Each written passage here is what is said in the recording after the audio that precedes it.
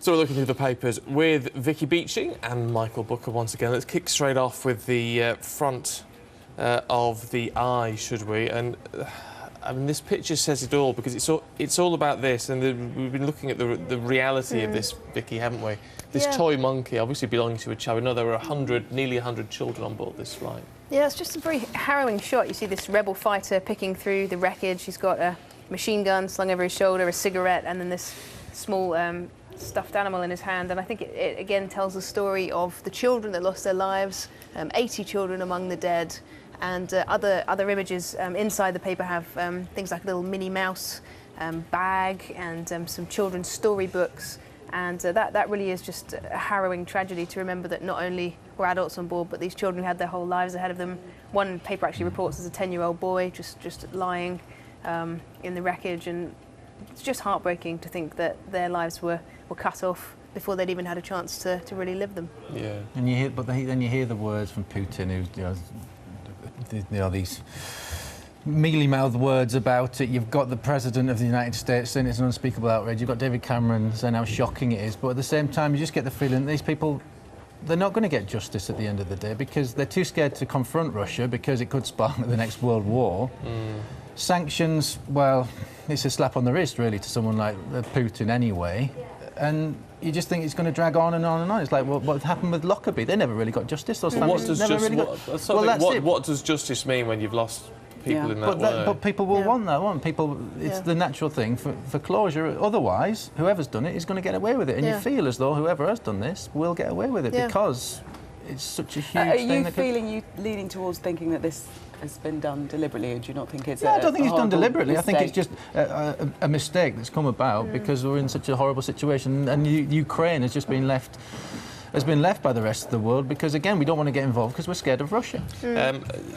Talk us through this cartoon in the Times, Michael. Well, I just thought, sometimes the cartoonists can get away with putting down in a picture what you can't really say in words, and obviously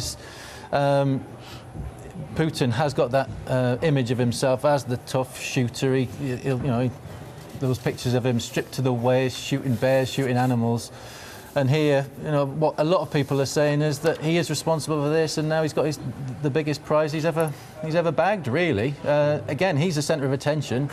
He appears to be a madman, and he's in charge of this country, which is, can do anything it likes, and it's feeding these rebels these arms. And this is what's happened. Looking at some of the bigger implications, I mean, the geopolitical arguments, of course, with this, Vicky, but also when we look at HIV and AIDS, which is something which is obviously one of the biggest health concerns that the world has ever seen, and the loss of 100 experts is going to be a huge blow, isn't it? It is. There were 100 people on their way to this conference. It was the 20th annual AIDS conference, going to be held in Melbourne, Australia.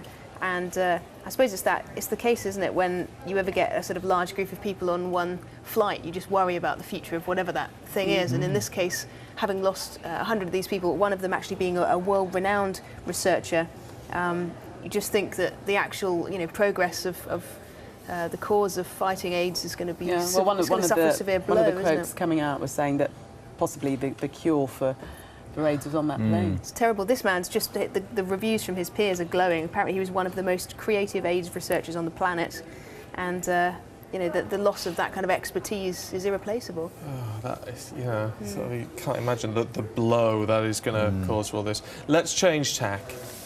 Just to I was going to say lighten the mood. That's probably the wrong turn of phrase, Michael. Obesity warnings on our till receipts. Yeah, just an interesting one. Nagged to buy the tills. Public Health England, apparently, so it's in talks with major supermarkets, although they say themselves at the end of the story they're not aware of this, and I think they probably want to step away from this. That whenever you put something through the till and they think, or the computer decides that it's not good for you particularly, or you've got a basket of goods that are going to impinge on your health, you will be told. You will be told on your till receipt. But what happens if So basically, computer says no. Computer says no. You have to say that. What if you handed this till receipt by a big fat supermarket worker? Sounds totally like a nanny state. So I can't buy all my chocolate chip cookies anymore. It should be warning anymore. you before you actually pay for them, not after you bought the stuff. It's too late once you bought it. Yeah, you don't want to be nagged at the till. I could do Give yourself a something little like that. treat.